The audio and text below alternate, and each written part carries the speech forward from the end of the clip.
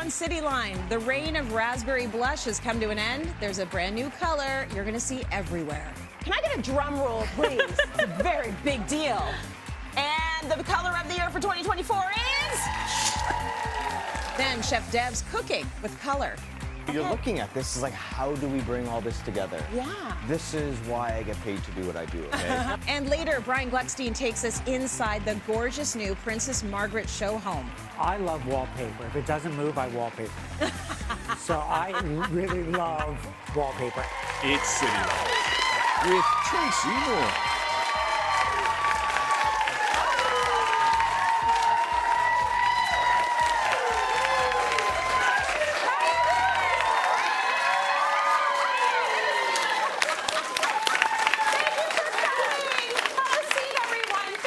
Coming. Good to see everyone. Happy Thursday.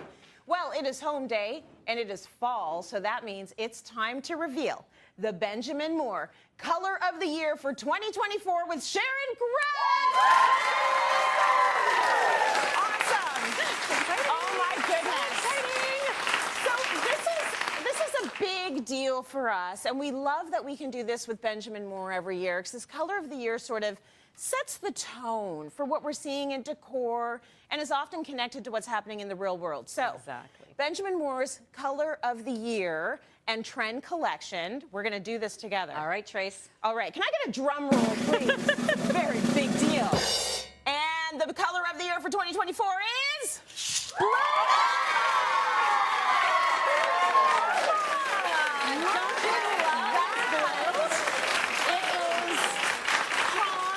But vibrant, yes, all at the same time.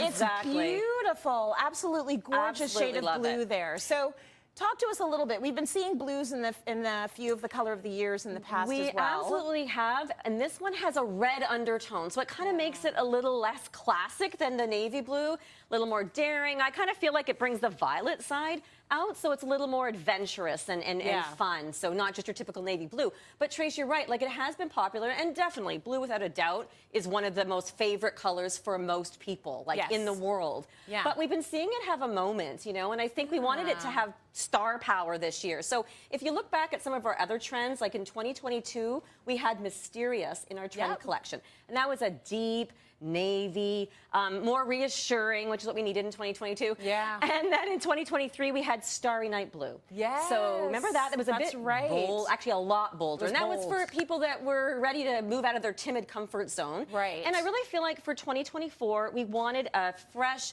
new color, but we felt really strongly that it should be blue. And I feel like Blue Nova combines the best of both of those worlds, right? Yes. You have the stability, but then you have adventure, and it's all together in one, which is hopefully where we're at in our lives right now in the world, right?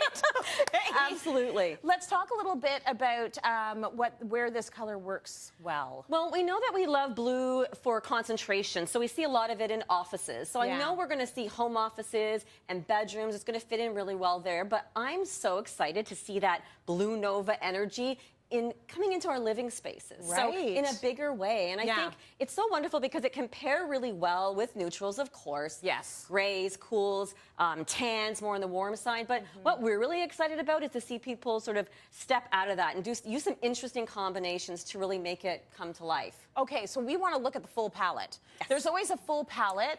2024 is no exception. So let's take a look at the full palette and see all of the colors and how they work together, because we are going to be dealing with some different color combinations on this show. Absolutely. Beautiful. Sort of, you've struck like a lot of different notes here with this palette. You're so right, Trace, and that was really intentional. I think as much as the Color of the Year is so important, and it's got that blue, a little bit of red, the violet, it's got sort of two sides. We talked a lot in our trend discussions about how travel inspires us, about new experiences in our lives, and how we bring that to our lives at home and in our home, and how we look at colors differently. So we really wanted to play a lot more with combinations and color contrast this year. And that's why I brought the color wheel. I made this lovely decorator's color wheel, right? It's lovely. So always go back to basics when you are confused, because this has all the answers. It has all the answers. This is Sharon Greck's brain, as a matter of fact. Is this how it looks in there? It's something like that. My husband will agree 100%. So yeah, I think it's really about looking at those colors in the palette and bringing them back to the color wheel and the contrast. So I'll quickly go through some of the combinations, Trace, but we've got White Dove and Regent Green as an example. And that's like the yin-yang. That's like the white and black, the light and dark. And that's a strong contrast for a lot of people. But the green softens a little bit.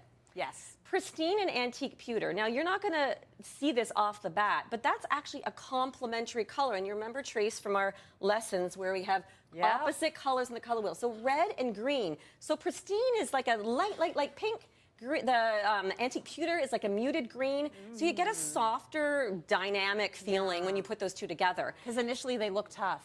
When you look at them, they look tough. Here you can see it working. And then another one, yellow and purple. So we've got yellow and purple. They're opposite. We've used honeybee and hazy lilac. So they're a little bit more muted, so it's not quite as strong. Yep. And then the warm, cool side. So if you remember, Trace, the yellow, orange, and red is the warm side. The green, blue, and purple, the cool side. We have teacup rose and polar sky, but they're kind of similar saturations, so it's not as bold as our blue Nova, contrasting with topaz. So there we've got the blue and orange story, and I think that that's really strong and really exciting, and we see so many combinations like that. Yes. And it brings a lot of energy to a space. So we are, in fact, seeing this in fashion, but I want to see it in a living space since that's what you're excited about. So I am so excited. At the blues and the oranges together, but you're living with it already. This feels comfortable and cozy, but alive. And how do we do that, right? Because the complementary colors, when you put them next to one another, they can vibrate. So they have a lot of energy, and that's, I think, what scares people. But at the same time, if you can pull it off, it brings such a great mood to the space. It absolutely does. Okay, so talk to us about what you've done here to balance it all out. Okay, so for balance, with decorating, balance is not like those equal scales, right? Like, it's not about 50-50 in most cases in decorating, especially when it comes to complementary colors. So what you're going to see here is I love, love, love my Blue Nova wall. Yes. It's fantastic. And if this was a real room, there'd be a lot more of it, right? So it would take up more space. But I wanted to put that contrast against it to really kind of make it sing even more. So I absolutely fell in love with this little love seat from Mobilia. Beautiful. Honestly. We'll sit in it later because we won't get out. Oh, I don't think I'm sitting in anything today. Unless you want to see the slip go all the way up. But it looks very comfortable. And it's a beautiful sort of muted representation of the color. Absolutely, which is why I feel like it works. It's more muted. It's like a cognac color. Yeah. So if we looked at this really simplistically from a color standpoint, we've got blue and then we've got our orange, but they're not 50-50. No, it is. What would you say the percentage is? I would Let's say, do math, because that's always fun. Well, you know me in math, so I'm going to give an ish. I'd say it's 60-ish blue and 40-ish on the orange side. And I think that's a good general rule, and I just do it instinctively. But if I had to give it a number, that's what I would say. And I think that's really important for balance in a space with color. Yes. But when we come into a room and we're talking about decorating, and even when it's fashion, there's more than just color. And I'm a color person. That's what I do. But you have to look at the other design elements in a space to really make it balance and feel right. So otherwise, it's not going to work out. It's not if it's just orange, blue, everything, you feel like you're in a cartoon. Exactly. Right? Exactly. So all of these other colors you've brought in, let's talk about how you've brought them in. Yeah, so let's talk about the rug, because that's the sort of next large piece in here. And this is a beautiful Persian rug. It's overall relatively neutral when you're glancing at it. And that's the thing about rugs. But it has this gorgeous pattern. So you want to bring in pattern into the space as well. That's an important design element. But it has this little ribbon of blue. And for me, that really pulls everything together. Yes, there's little bits of orange, but it's the blue that pulls it together. Yes. And then our other furniture, we've got form, we've got texture. So Trace, look at that. Look at the form of that gorgeous chair. This looks so comfortable, and just the material of it, it's nubby. So you're saying mix the textures. Mix the textures. Mix the shapes. Absolutely. You want to mix the textures, mix the shapes, bring in some pattern, and then also think about those pieces as colors that are neutral, that don't fight with your complementary story. So that's, you know, the other thing that comes in there. And then, of course, look at the ribbing on the cement coffee table. And then we got a smooth texture with this clay one. And it kind of ties in with our orange. So we're still using different values and tints and, you know, we're layering in bits and pieces of that color, but overall we're keeping it pretty neutral. Beautiful. But again, it's kind of eclectic. And I think that's the thing when people are using a complementary scheme, they tend to think very modern because they don't want to fight with that, but you can still bring your personality into your pieces. Like, yes. Look at this coffee table. Like, it's that stunning. looks like it's vintage. Is that vintage? It's actually not vintage. It uses some recycled materials, but it's a new piece, but it has so much character. You could have brought this back from a trip, right? Yes, but I love the shape of it. That's it. It's The a different patina, shape, the it's patina. gorgeous. But again, it's like a neutral, warm color. Yeah. So we've kind of got something that's not competing with our blue and orange story, and even the lampshade. Right. So all these things together make it really work. The artwork is a big deal as well. Absolutely. Huge to you. You're big on getting artwork. I love this. That's a Canadian scene. That's Isn't it? That's Kensington Market in Toronto. I absolutely love this piece. And this, I've got some original artwork from Canvas Gallery, and I think it's a really good opportunity in your home, the finishing touch, if it's the finishing touch. Sometimes it's the starting point, the art. That's true. But you really want to take an opportunity to put your collections together. And I incorporated one of my own travel shots in there. Oh, just nice. because I love to do that at home. We kind of bring some of that to our environment at home, and you remember your trip. So you can tie that in with original art. So it's sort of a nice way of also creating a bit of pattern on the wall, so that you're don't just have like a big piece on top of this sofa. You're kind of breaking up the blue wall a little bit more, so it feels. Where's that from, Cher? This is from Portugal. Oh, it's so nice. Yeah. Okay, so you've struck a good balance here.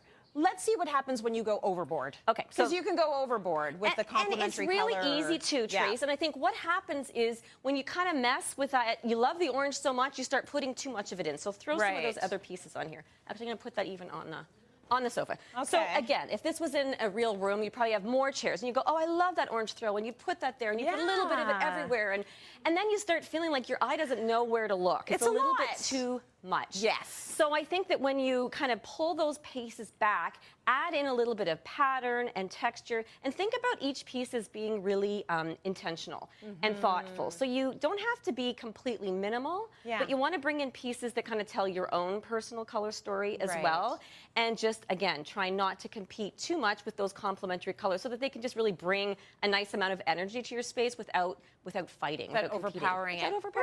Where's everything from? Everything is from Mobilia, and they're just fantastic pieces, and I think they work so well with my story. They do. You can sit if you like. Thank you. Okay. Okay, so Benjamin Moore Color of the Year for 2024 is Blue Nova. You can all try it out because you're going to take home a $100 Benjamin Moore gift card. Let's go to break. More Cityline coming up. Stay with us. Well done. Thanks. Coming up, Chef Dev not only has a great recipe to share, he's got some kitchen safety tips too. The oven was turned off a little while ago. The plate is still extremely hot, so use gloves when you're at home, okay? That's really something that you want to do. Played that off really well.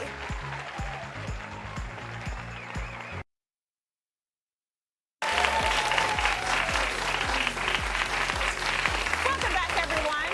We are diving into a culinary adventure where we use this year's color of the year and we put it center stage. Please welcome Chef Devan Rajkumar, who joins us.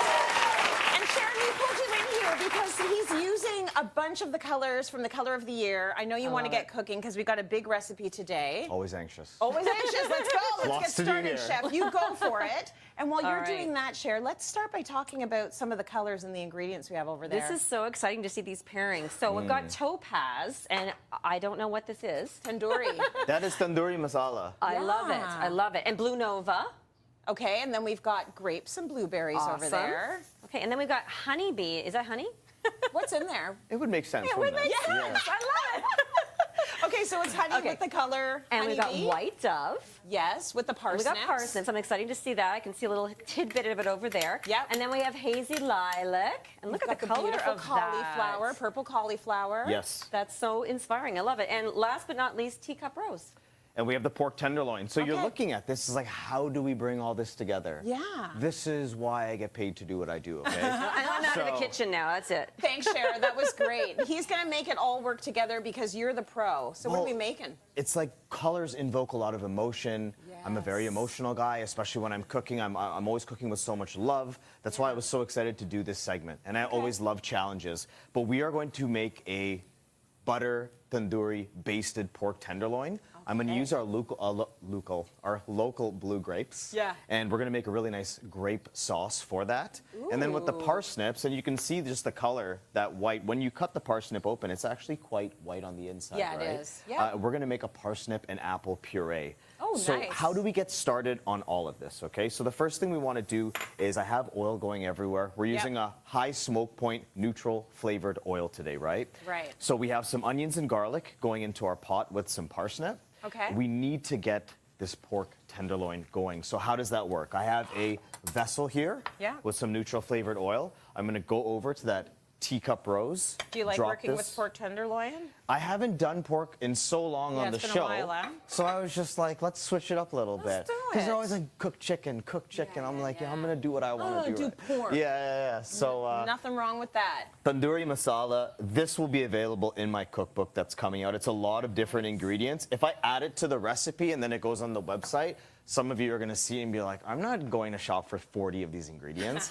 So I get it. You can easily go to a South Asian grocery store and pick up tandoori masala. Yes. And it'll save you a lot of time. Very important when you're marinating any type of meat that you're getting every square inch of that surface area covered in that marinade. And also, if your food at home is lacking flavor, it's missing that like pow or pizzazz, just wait till this hits the pan and you're gonna see like, you gotta cook with spices at home. Yeah. We always talk about it on the show. A lot of people are cooking at home and they have spices in their cabinet that have been there for years. Yeah, you know. And I know someone is might be guilty of that I cook too, with right? the spices, but there are also spices still there from when we moved in 2011. I'm just saying. I'm not alone. Moving on. Moving right along. Okay, so we have our pork cooking now. Let's talk, and the parsnips is cooking as well. While that's going, I'm going to add a little bit of light cream into the mix. Anytime you're making any type of puree, parsnip, apple, butternut squash, sweet potato, whatever it is that you're doing, always try to get that liquid just above the floating vegetables that are in there. All right. Thus, when you go to blend it, you'll have a really beautiful puree. The worst thing you want to do is add too much liquid into your puree and then you go to blend it and it's too thin. Yeah. And then you have to thicken it up. You have to add more vegetables to it or you have to introduce cornstarch or xanthan gum at that point. We don't really want to do that. We don't want to do that. So this gets going over here. To make this grape sauce, we have shallots over here.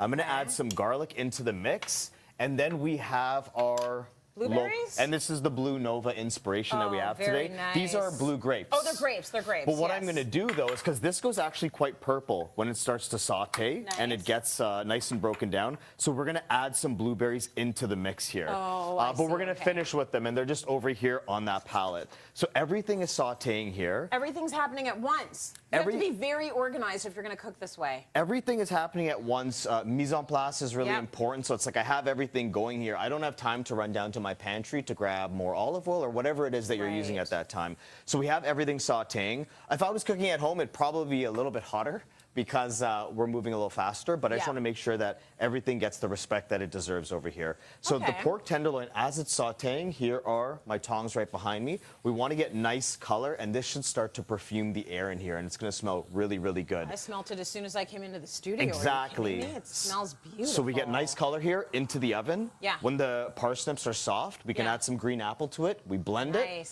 and then our salsa is going to break down, and then we finish it with chives. And then we're also going to be adding some more aromatics into it, like rosemary and stuff like that. What are you doing with the purple cauliflower? I thought you would never ask. So that's our hazy lilac over there. Yeah. This you can roast in the oven, or you can blanch it and shock it like I did. Into hot water for a minute or two, and then into ice water to stop the cooking. And then I hit it with red wine vinegar, and it gets this really beautiful purple color. It's stunning. Oh, that's lovely. I'm going to start plating, which I think is really important. Put it all together, but first let's start with the plate. So you've got a beautiful Blue Nova plate. Beautiful plate here. Very we nice. have our parsnip puree that has been pureed, and it's really nice. So we have look at the artful chefiness of that. A very simple pattern that's here. Very nice. Okay, if you want to learn how to do that, practice.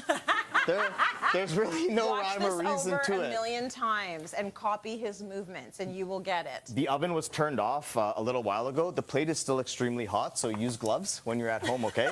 That's really something that you want to do. You played that off really well. He's like, so I'm burning. So we are going to take some slices. It has been rested now for a little bit. Good, chef. Yes, it's really, really yummy. So we're going to get 3 pieces of this, and we're going to fan it out. For anybody at home, like, how do I know when the pork's done? Yeah. Look how nice and juicy, right? 145 internal Fahrenheit is what you're looking for. Yeah. So we can put this right down the middle of our plates. Every time I go to take the temperature on meat, I realize the food thermometer has no batteries in it. Like, at some point, am I going to change the batteries? I don't know. It's always like, surprise! Hopefully it's done. So we have this the is a better way to do it. The blue is from our plate. Then we have This our is the most vibrant, purple cauliflower is going to come on both sides. beautiful looking meal. This is all inspired by the colors that we have, right? We have some crispy bits that are going to go on there too because I love using, this is like more South Asian flair. Yeah, it's And then nice. I have beautiful microgreens that are going to go on top here as well. Beautiful. So we have broccoli that goes on top. I love popcorn. Yeah. It's going to look really, really stunning. This is not a difficult dish to make. Get this recipe, make it at home, and then charge your family to come downstairs and eat it. I think that's reasonable. Like, I mean, stunning. That looks incredibly delicious. Give it up for Chef. Find the recipe at Cityline.tv. That's gorgeous. We'll be right back. Stay with us. Coming up, Brian Gluckstein has solutions to design problems like how to hide a mess. Because this is a very open house, and I don't want to sit in every day and look at dirty pots. Right? So.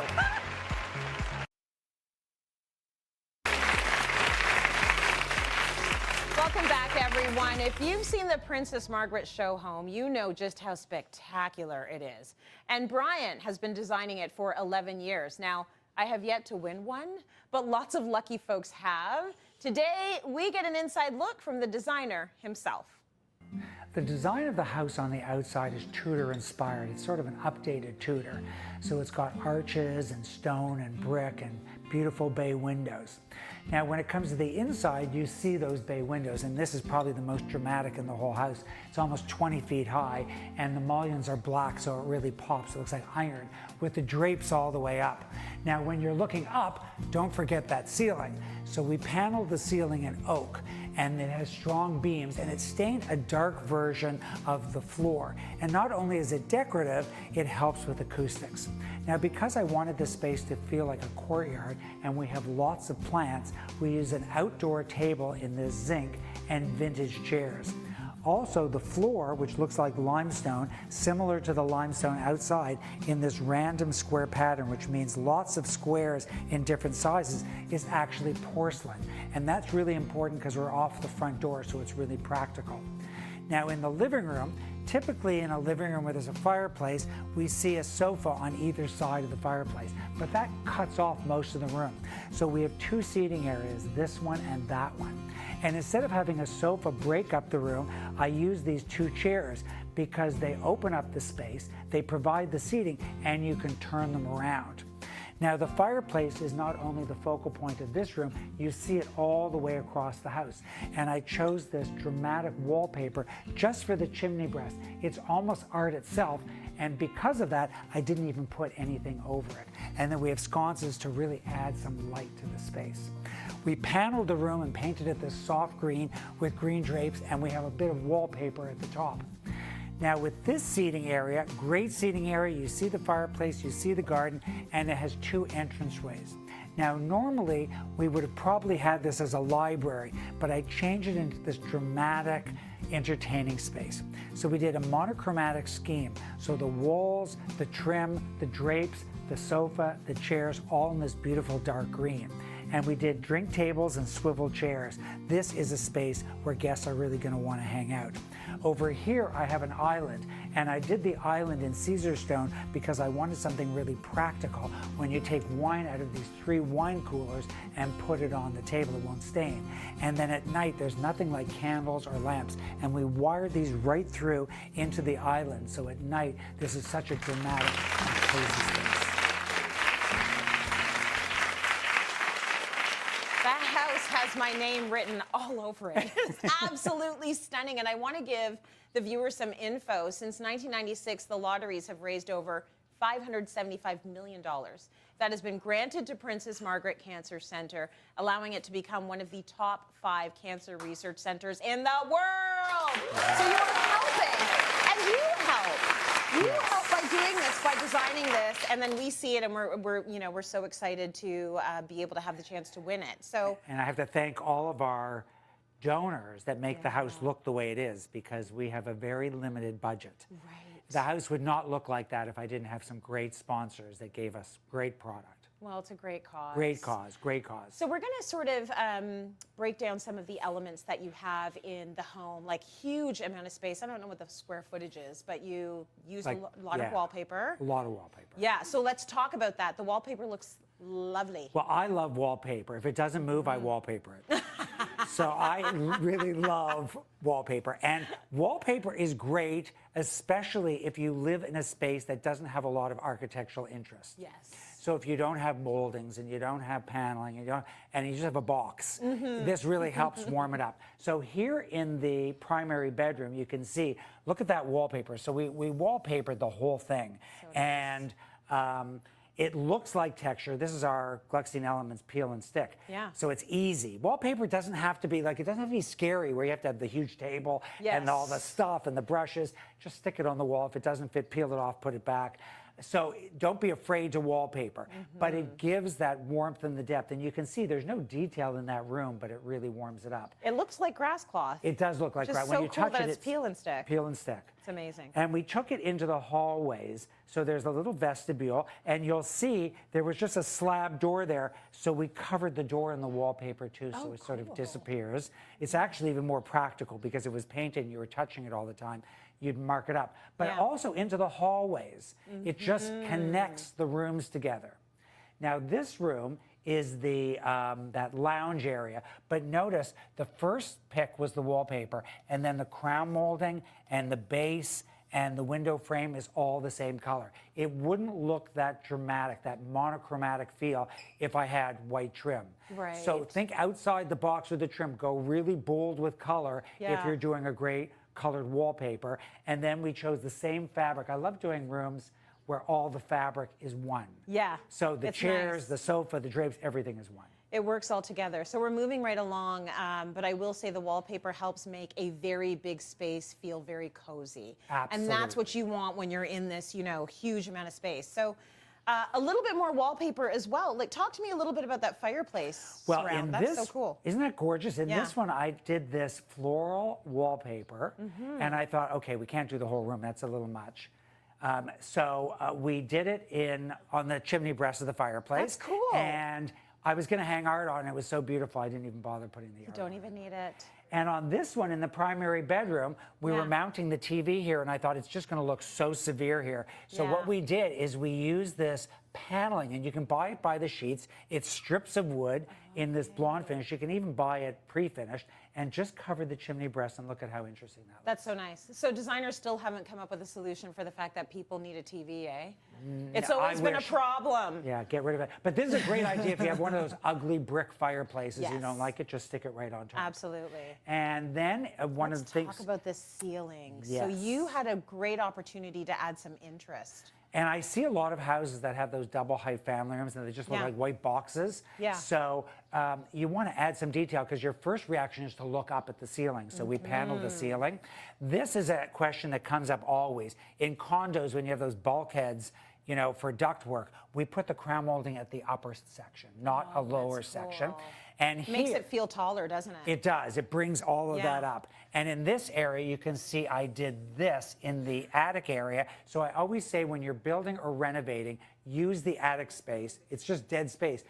Use that for volume and get all that height into the space. Because you can go all the way up. It's there Let's see if we can get one more in here. Let's see. We'll go as far as we can go. Well, this is one of my favorite details. And people... Oh, I love this. Okay, this is in the kitchen? Yes, and people often will say to me, I have this open plan area. I would really like to have tile in my kitchen, but I have wood everywhere. So I did this carpet of Caesar stone. That's so cool. From the counter on the floor. So if you're eating at the island or if you're cooking and the sink is right there, you spill, it's still on the tile. Yes. But it allows you to connect the wood into all those rooms. Very nice.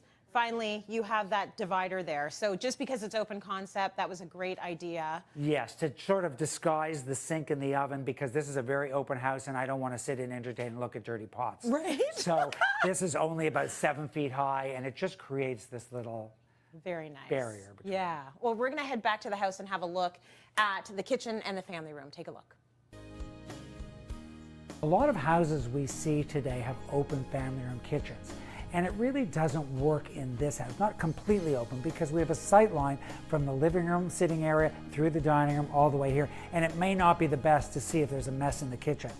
We did the family room here with this big sectional and a great view to the pool. So we have all this light, and this area acts not only as storage for the dining room, but almost as a servery, so you can put things down on before you go into the dining room.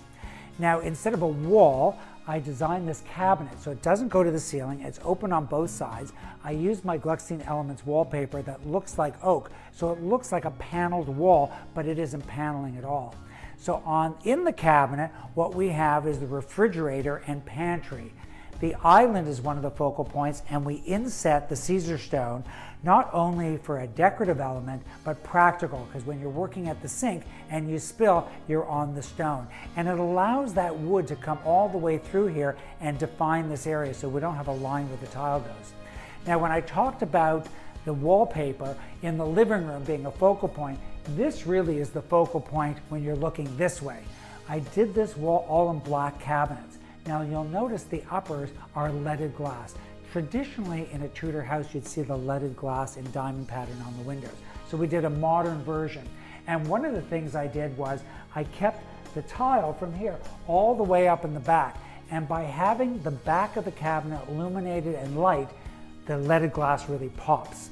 So the counter is the black, the cabinet is the black, the backsplash is the black. And again, this traditional hood brings back the brackets that you see on the outside of the house that is in the Tudor scheme. Over here, there's a mudroom, and instead of a solid wall, I put an internal window so you can see through the mudroom, through the front of the house and get natural light here, and then the bay window with the banquette overlooking the swimming pool.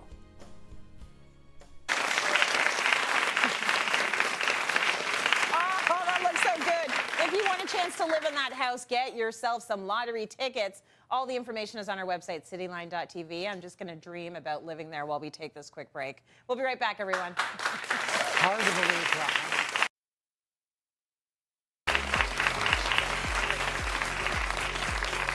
We are back with Brian, Devan, and Sharon, and we want to chat a little bit about how certain distant destinations really you get attached to the colors you see, and you want to bring them back into your world when you get home.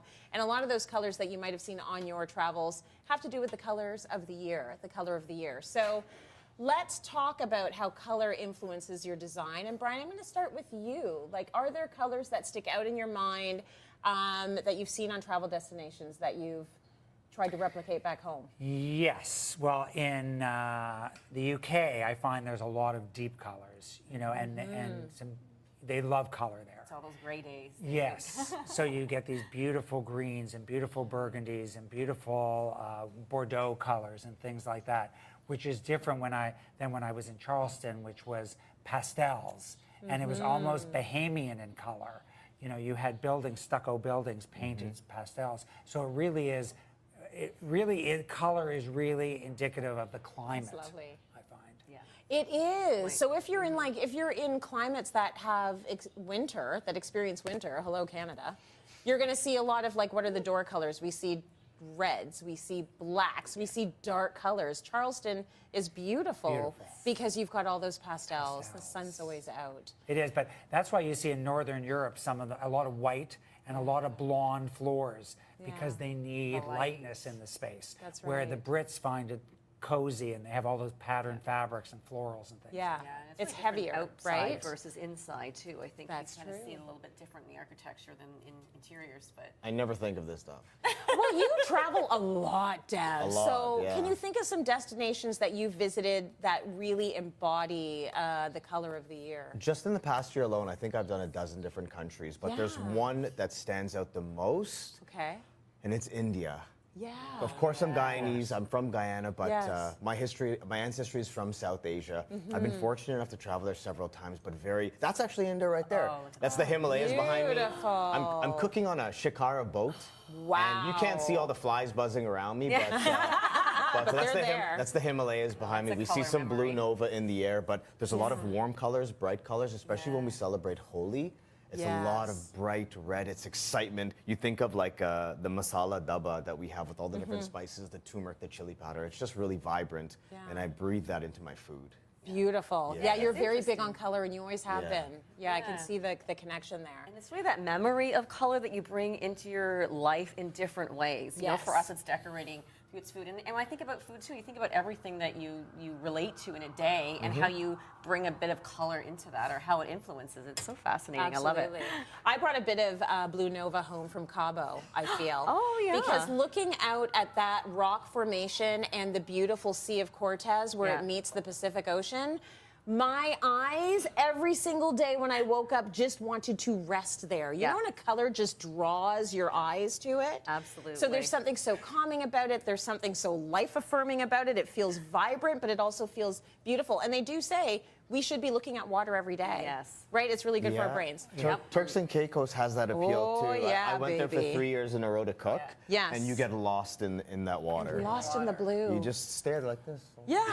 Absolutely. Sharon, talk to me about colors and your travels and the color of the year. Well, there's so many, and I actually look back to photographs when I'm trying to put together a color palette for a project and for myself. And I think with the color of the year this year, I really thought about Portugal. And I thought about Portugal also from the sea and the sky, as you were talking about, but more about the architecture and all the tiled walls that were inside and outside. The Tile Museum, a National Tile Museum, it was incredible. And to see so much of actually the colors that are here today, it was fascinating. And then outside, like murals, just artwork outside, street art. I think I really brought a lot of that color vibrancy back. But the exterior tiles, I was just blown away. It's very unique. I haven't seen a lot of that in other parts of Europe where I've traveled. So those tiles and that handmade part of it and how that goes from the outside to the inside, I think it was fascinating. We saw one of the shots there. I think it was in Lisbon. Did you go to Lisbon? Yes. So the roofs are topaz, right? And you look out and you see all of the roofs and they're all this color and there's something so beautiful about it. Exactly. And then it's against the Blue Nova sky. Yeah, and I think that's really it too. It's the combinations that you see that also make a different place. Like you see the blue in Portugal, you see the blue in India, but it's what it's combined with that makes it so different, right? And you really remember that. And when it's on, like India is known for silk. So the colors are so fabulous on silk, where I think of Greece as the white and the blue, and the roofs are in that beautiful blue and reflect the sun. Yeah, beautiful. See, color, it lives in our memory, sort of like music and all these other amazing things. Okay, I need to book a trip and we need to go to break. Yes. I'll be right back. Immediately.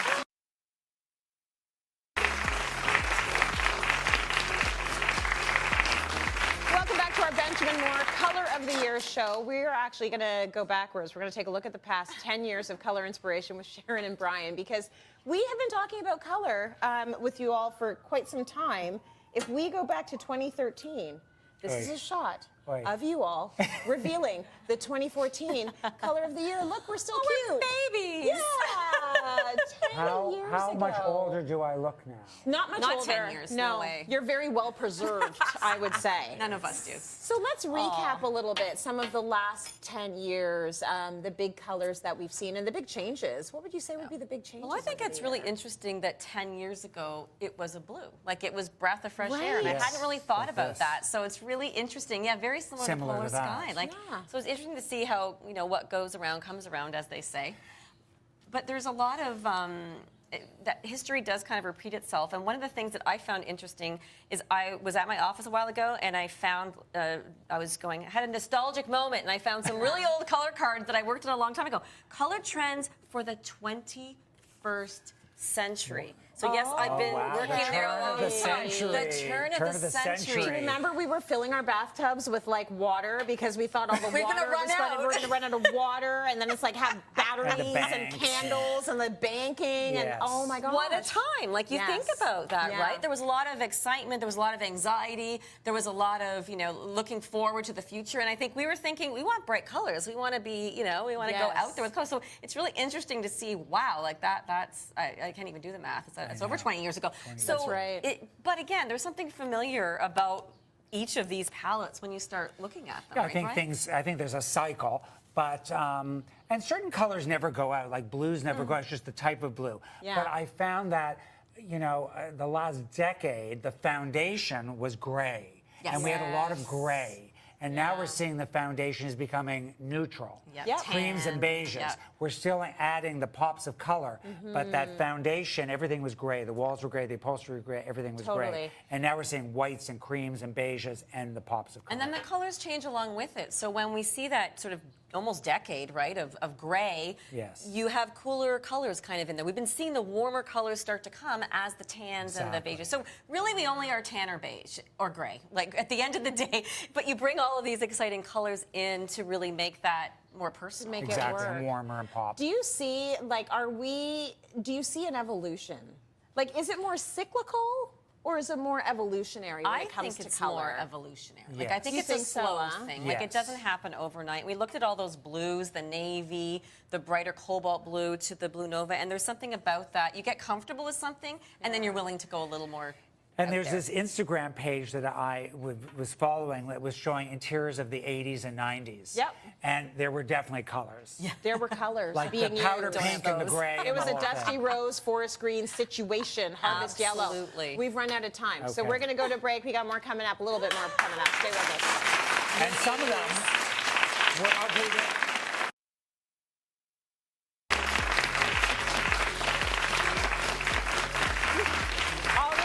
I've been taking you on a tour of Jamaica and all the incredible places you can visit. We had such a good time. So the sights are important, but so is where you lay your head at night. Take a look.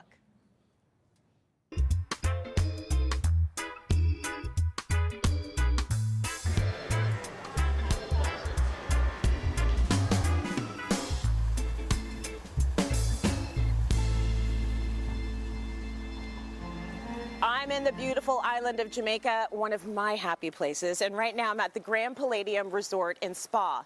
This spa has bragging rights for having the largest pool in Jamaica. You want to know how large? 86,000 square feet. That's the same size as a football field and a half. But if taking a dip in the ocean is more your vibe, there are 4 beautiful beaches, 11 scrumptious restaurants, not to mention the suites. Let's go take a look. Ooh, this is the best suite in the house. It's called the Superior Suite. So this suite is huge and gorgeous. It sleeps 4, but if you get the adjoining room, maximum 6. As you can see, spacious. You have a living room over there and a gorgeous bedroom. Then when you wake up in the morning, the best part, you have your own private pool and oceanfront view.